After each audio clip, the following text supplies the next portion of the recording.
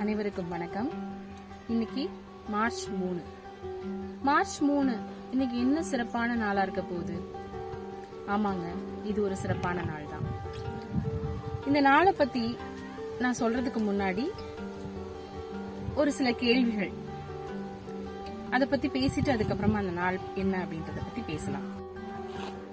இந்த பூமி நம்மளோட சொத்தா, இல்ல நம்ம கிட்ட ஒப்படைக்கப்பட்ட பொறுப்பா? நம்ம வாழ்க்கையை பாதுகாக்கிற காடுகள், நம்ம சுவாசத்தை சுத்தமாக்குற மரங்கள், நம்ம பூமியை சமநிலையா வைக்கிற விலங்குகள், இவங்கெல்லாம் இல்லாம நம்ம வாழ்க்கை சாத்தியமா? நிச்சயமா சாத்தியம் இல்லை. ஆமாங்க, இன்னைக்கு மார்ச் 3 உலக வன விலங்கு தினம், அதாவது வேர்ல்ட் வைல்ட் லைஃப் டே. நம்ம பூமியில உள்ள விலங்குகள், பறவைகள், காடுகள், இவங்க எல்லாத்தையும் நம்ம பாதுகாக்கணும் அப்படிங்கிற விதமா நம்ம யுனைடெட் நேஷன்ஸ் 2013 இந்த நாளை அறிவித்தாங்க. இன்றைக்கு இருக்க சூழ்நிலையில நம்மளுடைய வாழ்வாதாரத்துக்கு முக்கிய பங்கு வகிக்கிறது மரங்கள் தான். அப்படியான அந்த மரங்களுடைய முக்கியத்துவத்தை நம்ம இன்னைக்கும் உணர்ற விதத்துல நிறைய விஷயங்கள் நம்ம பண்ணிட்டு வரோம். நம்மளுடைய விஞ்ஞானி ஐயா ஏபிஜே அப்துல் கலாம் ஐயா சொன்ன மாதிரி நிறைய இளைய சமூகத்தினர் இன்னைக்கு மரக்கன்றுகள் நடுறாங்க.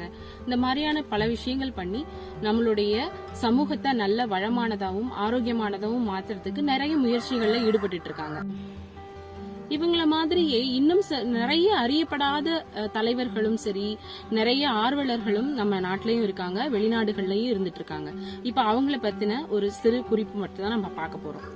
ஒரு பெண் தானா முன்வந்து காட்டுலயும் காட்டு விலங்குகள் மேலேயும் உள்ள ஈடுபாட்டின் காரணமா அங்கேயே போய் தங்கி நிறைய வனவிலங்குகளை ஆராய்ச்சி செஞ்சு, முக்கியமா சிம்பான்சிகளுடைய குடும்பத்தை பத்தி ஆய்வு பண்ணி அவங்களுக்கும் மனிதர்கள் மாதிரியே நிறைய தொடர்புகள் இருக்கு அப்படிங்கறத கண்டுபிடிச்சாங்க. அந்த பெண் யாரு அப்படின்னு பாத்தீங்கன்னா ஜான் குட்ஆல் அப்படிங்கிற ஒரு பெண்மணி தான். அடுத்ததா, நம்ம இந்திய பெண்களும் எதற்கும் சளைத்தவர்கள் இல்ல. ஆமா, நம்ம தமிழ்நாட்டை சேர்ந்த ஜானகி லெனின் அவங்க ஒரு மரம் நடுங்க, ஒரு பறவைக்கு தண்ணி வைங்க, ஒரு உயிரையாவது காப்பாத்துங்க அப்படிங்கிற கோட்பாட்டை வலியுறுத்தி அவங்களும் காட்டு சம்பந்தமா நிறைய விஷயங்களை நமக்கு சொல்லியிருக்காங்க.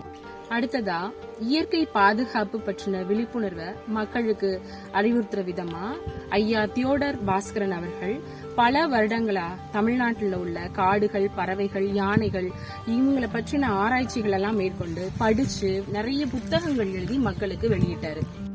இதுல அவர் நமக்கு முக்கியமா தெரியப்படுத்திருக்க விஷயம் என்ன அப்படின்னு பார்த்தோம்னா, காடு என்பது வன விலங்குகளுக்கான இடம் மட்டுமல்ல, அது நம்ம உயிர் வாழ்வதற்கும் அடிப்படை அப்படிங்கிற விஷயத்த ரொம்ப தெளிவாகவும் ஆணித்தனமாகவும் தெரியப்படுத்திருக்காரு. இவங்களை தொடர்ந்து அடுத்ததா நம்ம பார்க்க போற ஒரு மிகச்சிறந்த நபர் வி கிருஷ்ணமூர்த்தி ஐயா, எலிபென்ட் மேன் ஆஃப் இந்தியா அப்படின்னு அவங்க அழைக்கப்படுறாங்க. தமிழ்நாட்டுல பல யானைகளை மீட்டு, யானைகளுக்கு சிகிச்சை அளித்து, மக்களுக்கும் யானைகளுக்கும் இடையில ஒரு பெரிய ஒரு பந்தத்தையே உருவாக்குனவர் அவர். அவர் சொன்ன முக்கியமான வரிகள் என்ன அப்படின்னு பார்த்தோம்னா, யானைகள் நம்ம தாக்க வருதுன்னா அது அதோட குணம் கிடையாது, அது நம்ம மேல வச்சிருக்க பயம், அததான் அது அப்படி வெளிப்படுத்துது.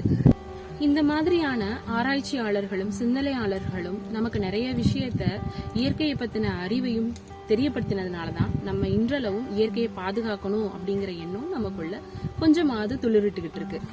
அதனால இவங்கெல்லாம் சொன்ன மாதிரி நம்ம வாழணும் அப்படின்னா இயற்கை அப்படிங்கிற மிகப்பெரிய சக்தியினுடைய துணையின்றி நம்ம வாழ முடியாது. அதனால ஒவ்வொரு பள்ளிகள்லயும் சரி, கல்லூரிகள்லயும் சரி இந்த நாளை சிறப்பா கொண்டாடணும். சாதனைகளை பெரிய மேடை, பெரிய விருது இதெல்லாம் வாங்கிதான் சாதிக்கணும், நம்ம நிரூபிக்கணும்னு அவசியம் இல்லை.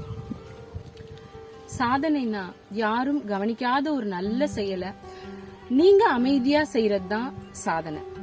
நம்மால உலகம் முழுக்க மாத்த முடியுமா அப்படின்னா தெரியல, ஆனா நம்ம சுற்றி இருக்கிற உலகத்தை கண்டிப்பா மாத்தலாம். அதனால இன்றைய நாள் வன விலங்குகளையும் வனங்களையும் பாதுகாப்போம் அப்படின்ற ஒரு சின்ன உறுதிமொழி ஏற்போம். Let's protect, let's preserve, let's prove that humanity still lives.